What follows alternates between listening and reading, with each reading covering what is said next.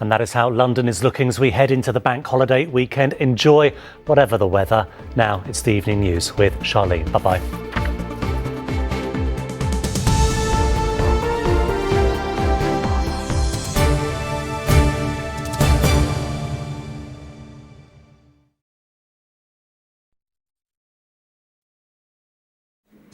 Big successes for Starmer and very small celebrations for Sunak as the local election results start rolling in. The Conservatives have lost almost 300 council seats so far, but did manage to retain one of its mayors. For Labour, though, it's a different picture. They've added 150 seats so far and been handed an historic by-election swing, leaving its leader in very good spirits. That was a shout from Blackpool. We want change. Obviously, it's disappointing to lose good, hard-working Conservative councillors, and I'm grateful to them for all their service. There are more results still to come, so we'll keep you updated throughout the programme. And our teams will have analysis of the big wins and the big losses. But do these results tell us about the likely outcome of the general election? We'll look at the numbers also tonight.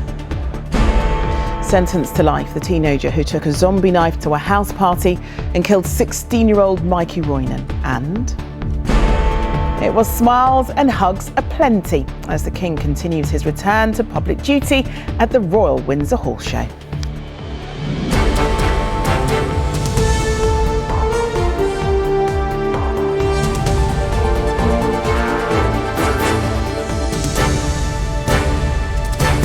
This is the ITV Evening News with Charlene White.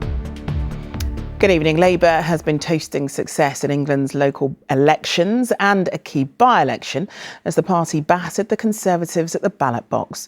From Hartlepool to Blackpool South and to Rishi Sunak's backyard in North Yorkshire, Labour candidates made major gains with a huge swing from the Tories. Labour leader Sir Keir Starmer said it was a clear message that the country wants change. Mr Sunak admitted the results were disappointing. The only thing he could cheer was Ben Houken hanging on to be re-elected Tees Valley Mayor. It was hardly an endorsement of him or the government, though, as the Mayor had campaigned on local issues.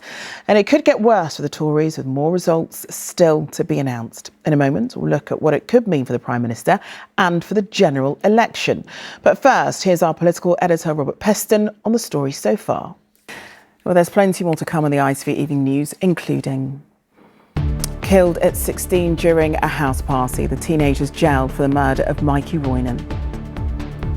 Mikey's life's gone forever and, you know, they'll get theirs back at some point. They still get to celebrate birthdays, Christmas. And King Charles embracing public-facing duties again at the Royal Windsor Horse Show. Well, his surprise attendance at the event is His Majesty's third engagement this week as he continues his cancer treatment. So join us for all that and more after the break.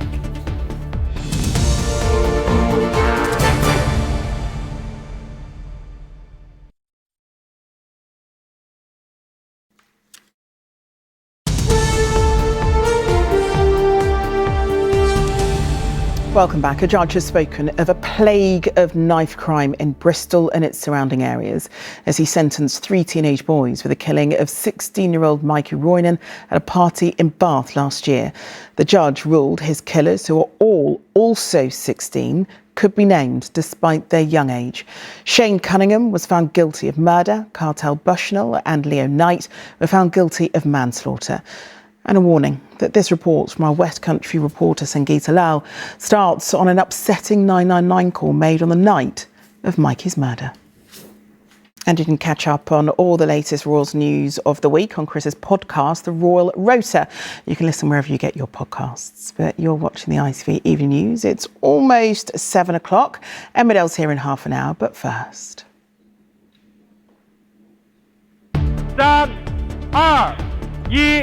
Now watching the live feed. A launch towards making history. China heads for the dark side of the moon.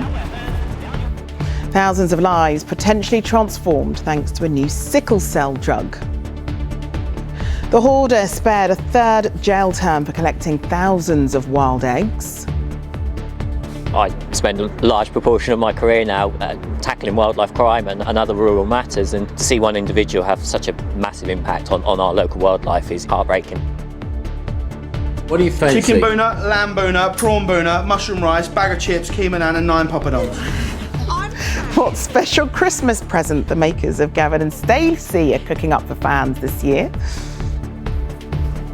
And there will be warm sunshine around across the UK this bank holiday weekend, just not for everybody at the same time. I'll have the full national forecast for you a little later in the programme.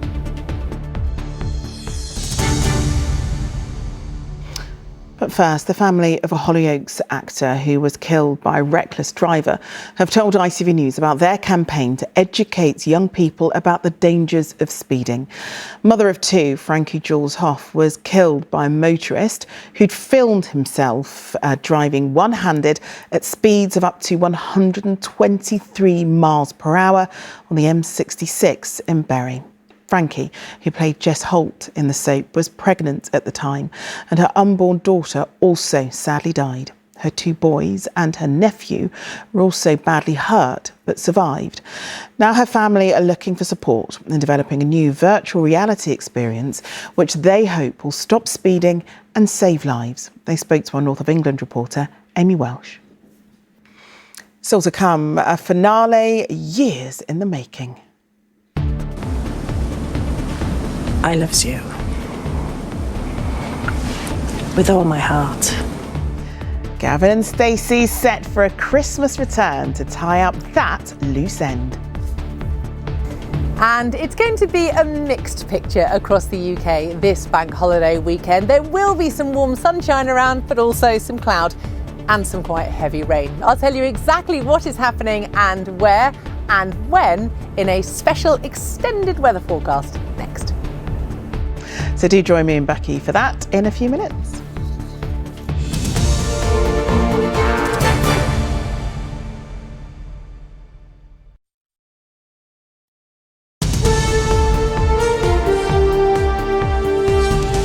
OK, time for the weather now and the all-important bank holiday weekend forecast. Well, Becky's found a lovely spot high up in central London to watch the sunset. Well, that's if there's a break in the clouds, Becky. So what's it looking like up there? Well, I'm very excited. Right, that's all for now. Julie's here with the latest on the elections at 10. But for me and the rest of the Evening News team, have a wonderful bank holiday weekend. Bye-bye.